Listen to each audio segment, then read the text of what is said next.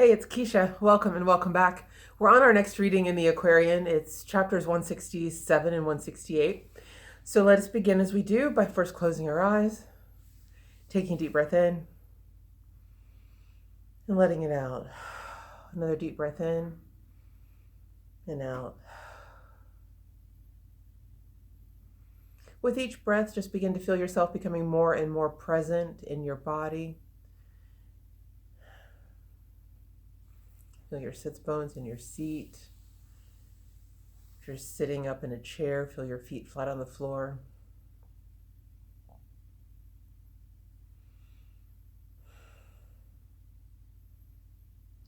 With each breath, becoming more and more focused on the inner life, in the inner world, becoming more and more focused and present.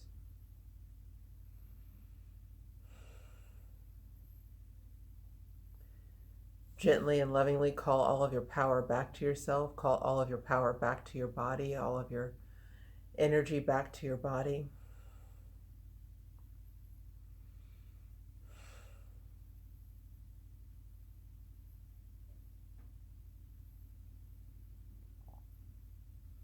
Feel yourself whole and complete.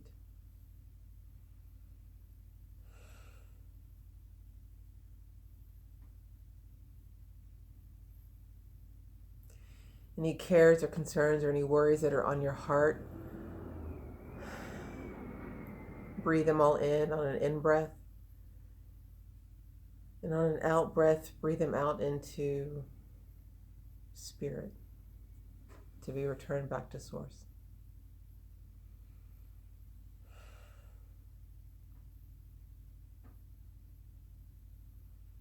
You may see the cares being taken by winged messengers and angels.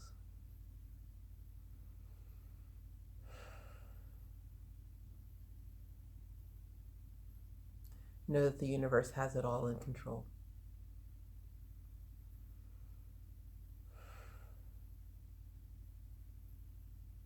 Feeling that greater sense of peace, become more centered and dense in your body. Breathe into that peace.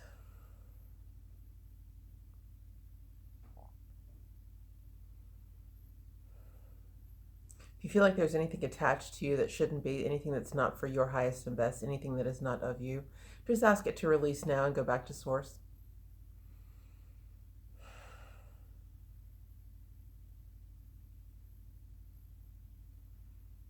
You should now feel yourself present, whole, focused, and at peace.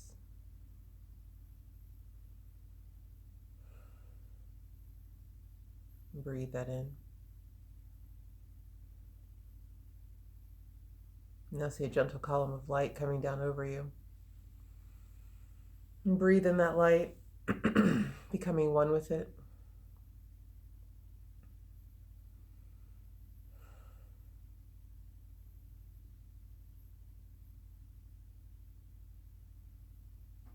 And when you're ready to step off the earth plane, just gently rise up in that column, lifting up higher and higher, lighter and higher.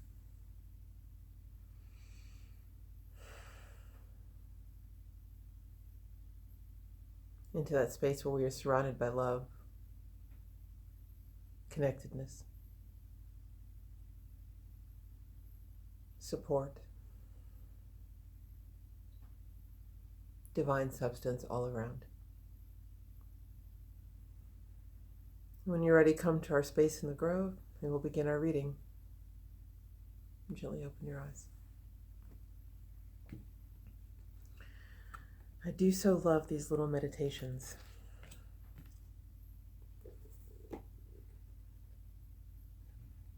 They have just the right amount of power to reset the tone and redirect your sails. 167.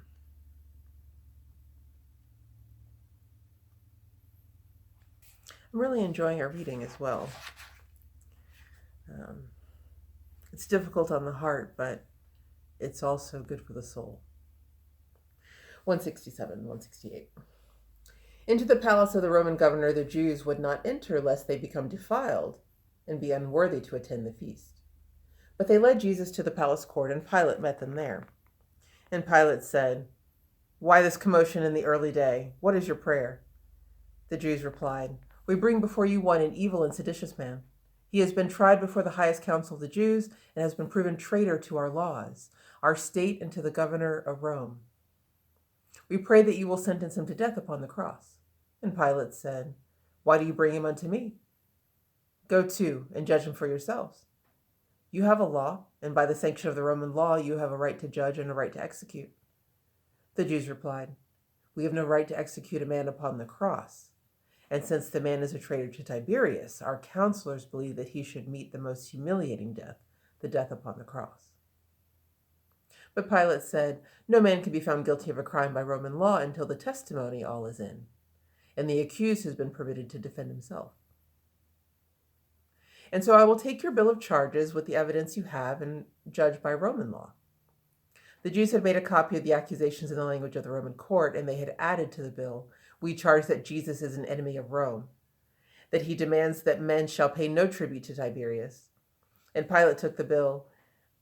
His guards led Jesus up the steps unto the palace hall, and Jesus stood before the Roman governor. And Pilate read to him the charges of the Jews and said, "What is your answer to this bill? These charges, are they true or false?" And Jesus said, "Why should I plead before an earthly court? The charges have been verified by perjured men. What need I say? Yes, I am king, but carnal men cannot behold the king, nor see the kingdom of the God. It is within. If I had been a king as carnal man is king, my servants would have stood in my defense, and I would not have willingly surrendered to the minions of the Jewish law. I have no testimony from the sons of men. God is my witness, and my words and deeds bear witness to the truth. And every man who comprehends the truth will hearken to my words, and in his soul give witness unto me." And Pilate said, "What is the truth?" And Jesus said, "Truth is the God who knows.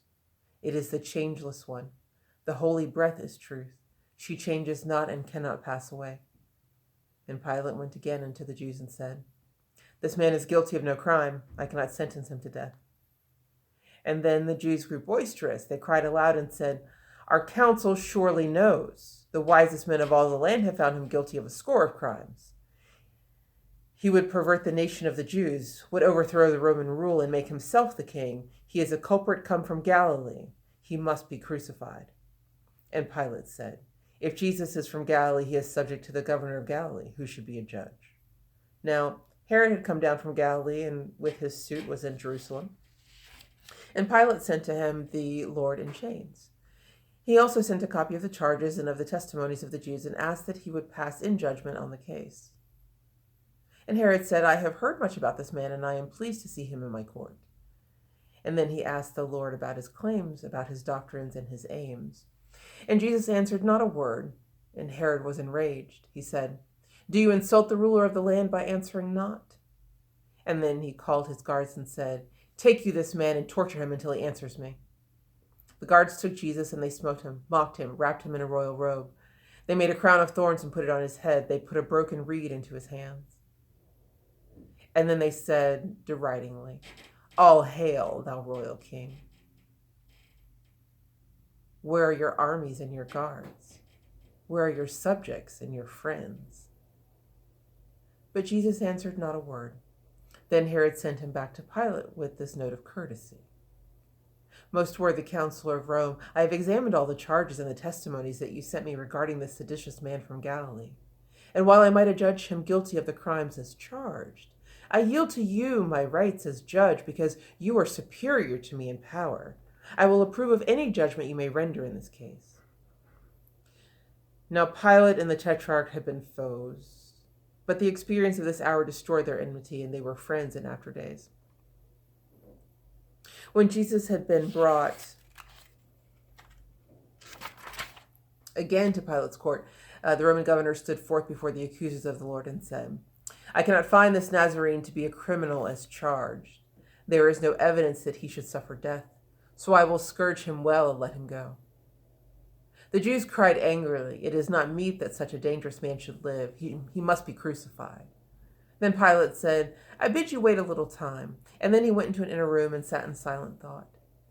And as he mused, his wife, a godly woman chosen from among the Gauls, came in and said, I pray you, Pilate, hearken unto me. Beware of what you do this hour. Touch not this man from Galilee. He is a holy man. If you should scourge this man, you scourge the Son of God. Last night I saw it all in a vision far too vivid to set aside as idle dream. I saw this man walk on the waters of the sea.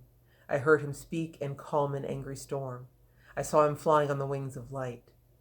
I saw Jerusalem in blood. I saw the statues of the Caesars fall. I saw a veil before the sun, and the day was dark as night.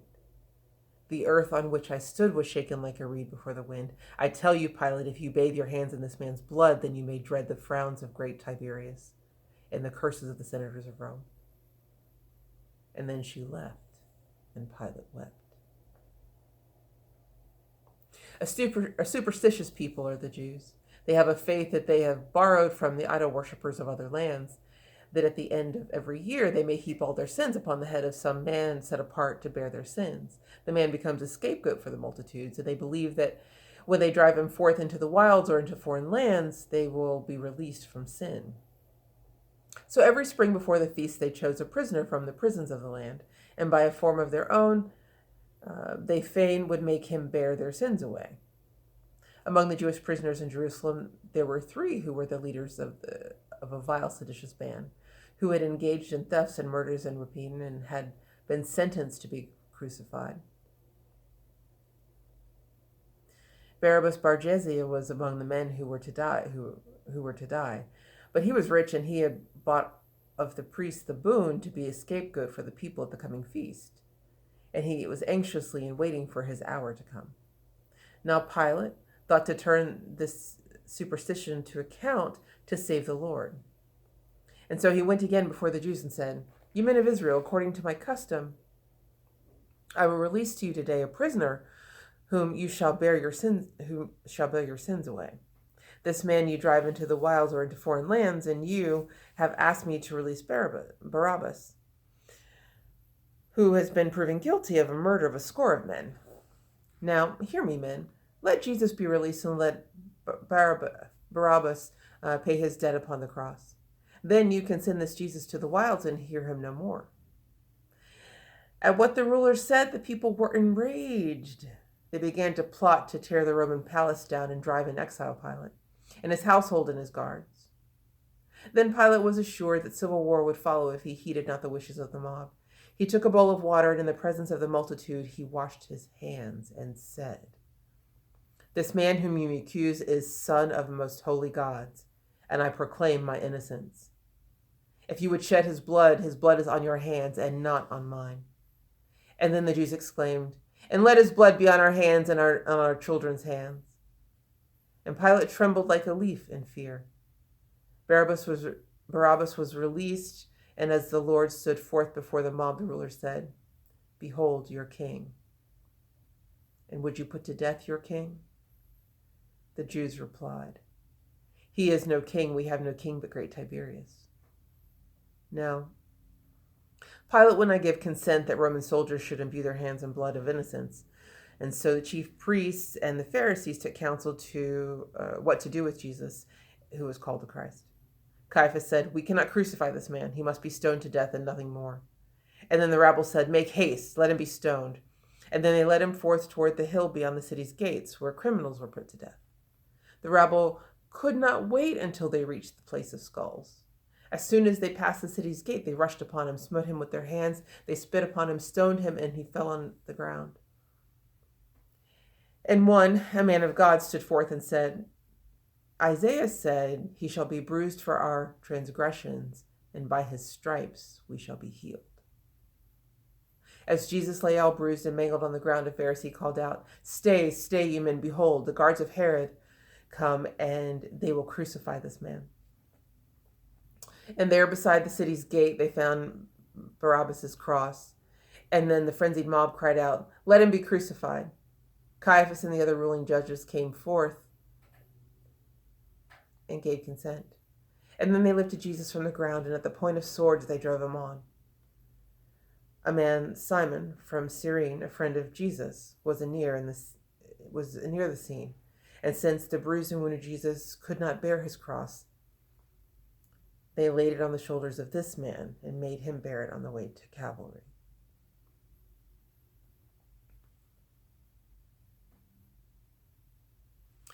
It does strike me that they could be so frenzied in their hate.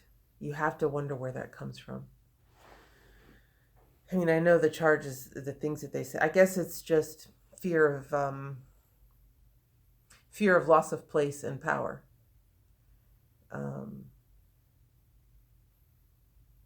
Yeah, because he's telling them of what the kingdom will be. And even though he tells them it's within, they still don't seem to understand that he's not looking to be an earthly king in the way that they think of kings.